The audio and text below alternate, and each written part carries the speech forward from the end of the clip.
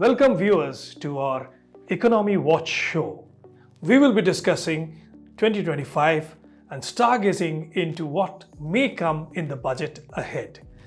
I am Jayant Roy Chaudhary and with me is my colleague Moha Venkatesh. As India heads into 2025, the economy will have to confront four key challenges. One, higher inflation.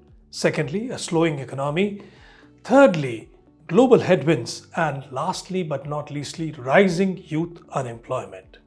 This implies that the Indian government in its next budget will have to take measures not only to spur growth and tame inflation, but also to create more jobs and protect our export efforts.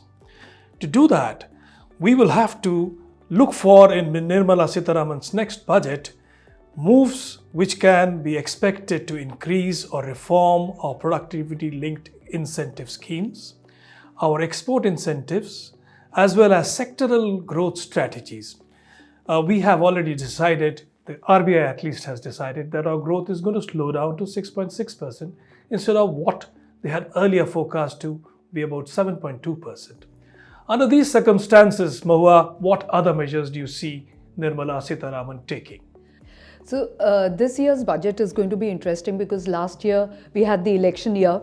Now, one of the things is going to be consumption. The focus will be on consumption. So we could expect some tweaking of taxation, basically to leave more money in the hands of corporations and individuals so that more money can be spent and consumption can be boosted.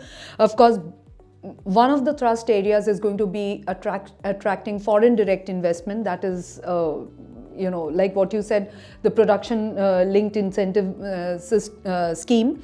And also, we could expect more measures from Sitharaman during this budget to boost investments in, especially in chip making, in artificial intelligence, defense, sectors like nanotechnology.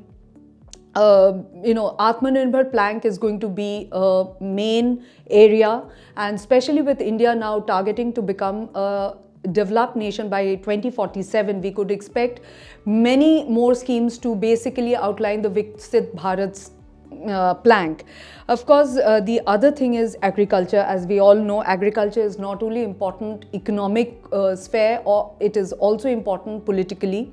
We could expect more investments, more announcements to draw investments in this key agriculture sector to boost food production, food security, and increase farm incomes. And Mahua, of course, agriculture is one way of increasing employment. The other, of course, is MSME. We all know that even if you get huge amounts of money into big industry, it doesn't really grow jobs. Absolutely. MSME is the key to it. So what do you see MSMEs doing, or the government doing for the MSMEs rather? Jayanto, we all know MSME sector is going through several challenges. One of them being liquidity crunch. They're facing a severe liquidity crunch, and that continues to plague them. I mean, it was there last year. This year is no different. Many MSMEs have had to wind up because of liquidity crunch. Now, that is one focus which the government is going to probably come up with more announcements to boost the MSME sector, because like you said, it's a huge employment generating sector.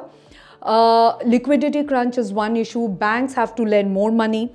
And exports. MSMEs have to be encouraged to export, and that is one problem that we have, also an opportunity. The rupee has been depreciating. It is nearly 86 rupees to the dollar now, somewhere between 85 and 86. Now that, if it continues to depreciate as some expect it to do, in that case, our exports will get a good thrust, but at the same time, our imports are going to get costlier. We import about 80% of our energy needs. All the crude oil comes from abroad, you know that, Russia, Iran, the Gulf, Australia, even Siberia, we get a lot of oil from there. Now all that is going to get costlier. We have to earn more in order to import, and we will be importing more, by the way, because energy needs keep increasing every year, which again focuses on the need to bring in green energy, cleaner energy, whether it is solar, nuclear power, wind, or even water resources. If we can harness more of it and produce electricity, that is the one way out. So we can expect the budget to come up with a clearer roadmap. We already have a map, we have targets, but a clearer roadmap on how to achieve those targets. We have talked about small nuclear reactors. We have talked about giving some money for research into it, but where are we? That I am sure the budget will now bring forth. We will also, in terms of global headwinds, we'll have to meet up with higher tariff walls. The USA has threatened it, as you know. Trump has threatened it, and let's rest assured that other countries are going to follow suit, whether it is the European Union or individual countries like UK, or even countries in Southeast Asia might even put up some kind of a tariff barrier against us, or even non-tariff barrier for that matter. So we will have to redouble our efforts in order to push our exports. That's one. On the other hand, we have been doing fantastically well in terms of software exports, in terms of manpowers being sent to the US or to Europe. Those exports are going to be stymied a bit because visas are going to be more difficult to get. Mr. Trump's advisors are talking about it. There is Elon Musk who wants visas. There are others who do not want visas. A lot of confusion. A lot of confusion is there. So that is going to be a pain area for us, which of course means TCS, Infotech, all these companies will have to redouble their efforts. They can either hire locally there in Europe or USA, or they can get into higher niches, specialized software exports where there are fewer competitors, where you don't have to send manpower outside. The last but not the least, our India Incorporated has to look for new markets. We are traditionally focusing on Europe, USA and the Gulf and Japan. We now have to focus on other markets in ASEAN, in Africa, in Latin America. Africa is particularly important, but if we do focus on those markets, then we will have to compete with China. China is already entrenched in these areas, and we'll have to take them on and beat them at the game.